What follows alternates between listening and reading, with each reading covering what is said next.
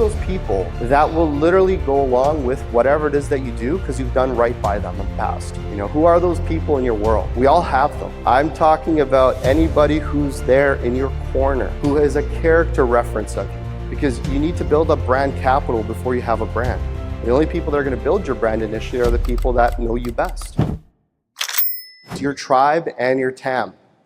Now, over the last 24 months, we grew our database to just over 55,000 people, literally from a cold start, like a cold start.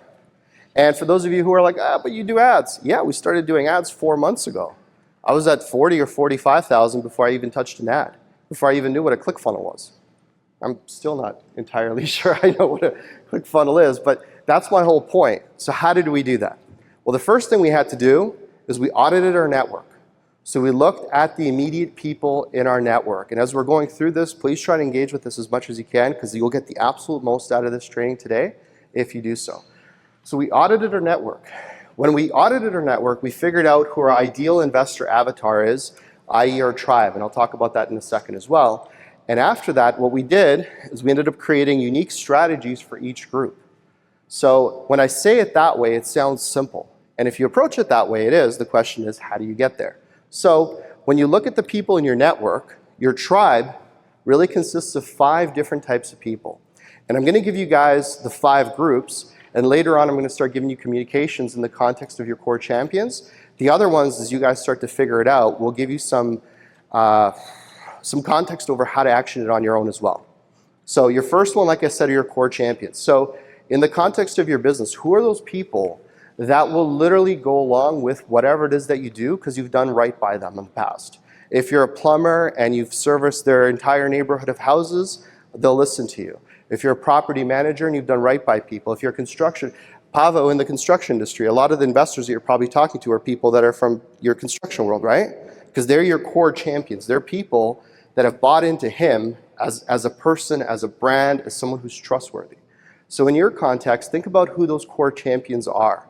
Literally, and it doesn't matter if you're a math teacher, it doesn't matter if you're a janitor, it doesn't matter if you're a mechanic, pharmacist, doctor, dentist, whatever your date, a realtor, mortgage broker, whatever it is, think about who those core champions are. If you weren't doing the thing that you're doing because you have the goodwill with those people, who are those people? Like literally, if you decided tomorrow morning to open up, I don't know, a pet grooming business, they'd go out and buy a puppy just so that they could support you. You know, who are those people in your world? We all have them. And it's not just your mother, okay? So you guys know, there's a lot more people out there that will follow you.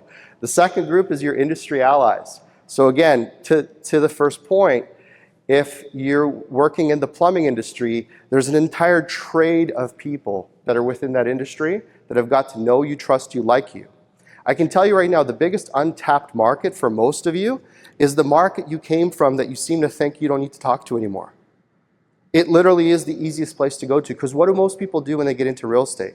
They take the real estate training, then they spend their money, then maybe they get some money from some friends or family, and then they realize, oh, I need more money, so they go where? To the real estate networking events thinking what? That they're going to meet people that want to invest. Maybe. Chances are, you're probably going to meet more people that have taken the real estate training, spent their money, spent their family's money, and they're also going to the event because they're trying to figure out how to get the next stage of cash. So when you say it that way, it sounds ludicrous, but for most of us, that's like, oh yeah, we just go to real estate events. Why? If you're a chiropractor, there's chiropractor associations. If you're a dentist, if you're a doctor, if you're a mechanic, if you're a plumber, if you're a farmer, one of our clients is he was a dairy farmer. John, he was literally a dairy farmer. He sold his farm, started investing heavily in real estate, built out a huge network totally outside of real estate. He already has the intangible credibility by being a credible service provider, businessman, businesswoman in their existing business. So what are the verticals you can go through there? Now, as we go through the day, you're going to think to yourself, well, how do I go to those people without sounding like a sales guy or sales girl? I got you. So we're going to talk about that in the context of the rest of the target system. I just want to point out those groups for you guys. The third group is your mentors and advisors. Most of you have people that you can talk to, just bounce ideas off. Why not use those people as a sounding board to get in front of other people? One of the easiest hacks, literally you could leave here today with that. Anybody looking for a new accountant, just out of curiosity? I'm not an accountant, I'm just curious. Okay, a few of you. Okay, even if you're not, put your hand up. And the reason for it is because, guess what? Call 5 or 10 accountants in the area, go interview them. Hey, I'm open to a new accountant. Here's my strategy. Here's my portfolio. Here's what I'm working on. Here's how I'm doing things. Do you have clients like this? Interview them. You guys, like the light bulb's going off, right? Like it's such an easy way to get in front of a whole bunch of different professionals and actually share your story. And if you're genuinely open to having a second opinion on how your books are being run, you can actually go see somebody who can see how you operate your legitimate business, see if there's some pointers, and you can potentially expand your network. Other thing you could ask them is, hey, is there anybody in your network that would potentially want to look at something like this? Now you have to go in with a genuine interest to actually see if they can help you with your books. You can do the same thing with lawyers, insurance providers, all the different groups. I worked with a fellow named Brad Lamb years ago. And Brad Lamb, big developer downtown Toronto, you know what he told me?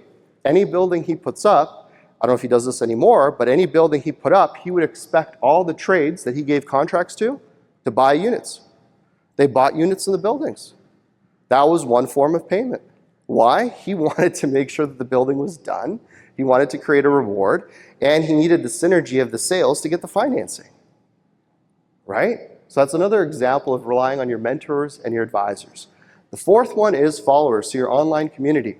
And if you don't have one, that's fine, we'll talk about that too. But why are followers important? Creates leverage, creates opportunity. Just because they can't do business with you doesn't mean that that community that you've built is not valuable to somebody else who can then indirectly help you with something else. Case in point, our inner circle. We have hundreds of members across the country.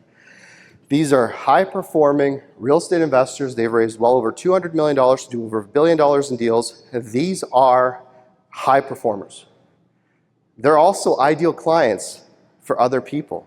So we literally have people reaching out to us, mortgage brokers, insurance agents, advisors, tax people. They want to be sponsoring our events. They want to be involved with what we're doing because we have a captive audience of who? Their client. Right? That's an intangible. Accountants would call that goodwill. But that's a way for you to monetize potentially your followers indirectly. You create leverage. Literally, I'll talk to you guys about this later, but I spoke at the multifamily conference last year. This year, I'm speaking at the biggest multifamily conference in North America. It's called the Best Ever Conference. That's in April. That's with Joe Fairless, a whole bunch of guys. They make me look like I'm playing in the kids section of the sandbox, and that's totally cool because I got people that I aspire to mentor under as well. Right now, for those of you who don't know Joe Fairless, I think they're $4 billion AUM. They got a buyout from Goldman Sachs. They're fantastic. So to speak on his stage, amazing. How did that happen? Having the followers, having the influence, having the ability to push the needle for people. This is all, guys, I've only been doing this social media thing for 2 years. What could you do in 2 years? The last one is your admirers, which I'll bring back after as well. So, audit your tribe. And then when you have your tribe, and you'll have a good portion of it here in front of you here today, ask yourself these 5 questions. First one is, well, first of all, the lowest hanging fruit, guys, is have you identified all your core champions? That is your lowest hanging fruit. I'm talking about your grade 3 English teacher. I'm talking about anybody who's there in your corner, who has a character reference of you.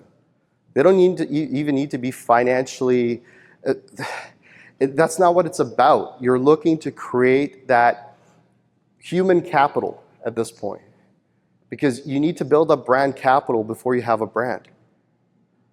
The only people that are going to build your brand initially are the people that know you best. So that's the first piece. The second piece is going to be, do you have a team? Or specifically, who is on your team right now? Because it's important that you guys are honest with yourself in terms of what your actual capacity is. Because I'm going to share a lot of really cool things with you guys here today.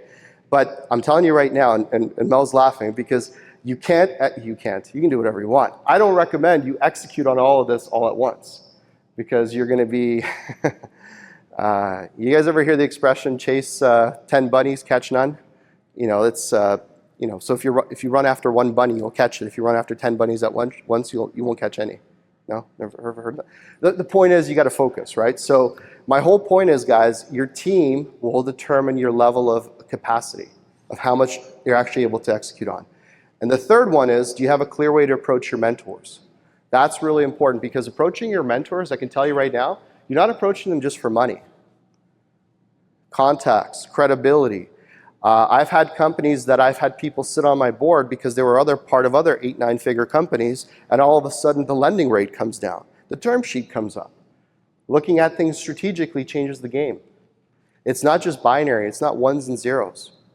If you guys are playing checkers just because you're thinking 50 grand at a time, I got to teach you how to play chess. And eventually 3-dimensional chess, because the big money, that's where that comes from. You're not going to get to 100 million, 50 grand at a time. But you're also not going to get to $1 million at a time. You got to start with the 50. Fourth one is, do you have an audience or a platform? Most of us don't. We're going to talk about that. It's okay. You can start building it. It takes time. I started from scratch 2 years ago. And finally, which communities are you part of? So many of you are probably part of a few real estate communities. It's time to start thinking strategically beyond that. Case in point, right now, where are we? We're in a car club. We're in a vault of millions of dollars is where we are. There's tens of millions of dollars of cars in here. I think it's an accident that we're here. Like, it's connection. Like, is the car club a good place for you? Is the golf club a good place for you? How does it tie into your brand? This is my brand. I love cars. For you guys, it might be something else. Denise does not care for cars. my wife is not. I want to drive a red one. That's it. My wife, I hope she's watching the live stream. My wife is, her definition of a good car is a pettable car. If it's pettable, like if she could walk up to it, if it's like pettable, like if it's smooth, if it has like a smooth roof. So like, for example, the Lamborghini is kind of pettable, Range Rover, very pettable, like that. That's her rating of a car, how pettable the car is. So I understand. So aside from these 5 types of people that you start to categorize in your mind, the next thing that I want to point out is state the obvious. You need to open up your pond. If you're just looking in Canada, it's a small pond for accredited investors, unfortunately. I've been at this 18, almost 20 years. I'll give you an example. In the US, there's over 24 million accredited investors.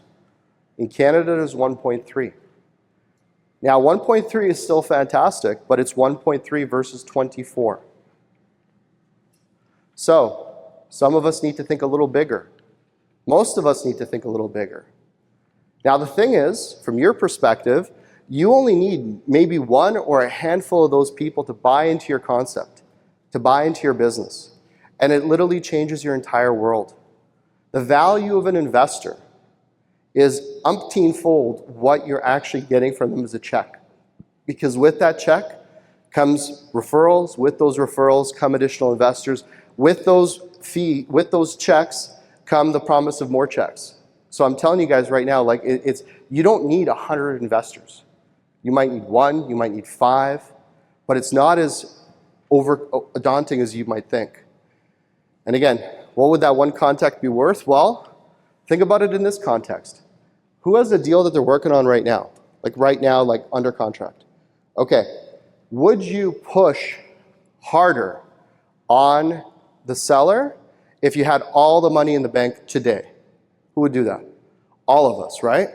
All of us. So the reason why you don't push is because you don't have leverage. You just don't have it.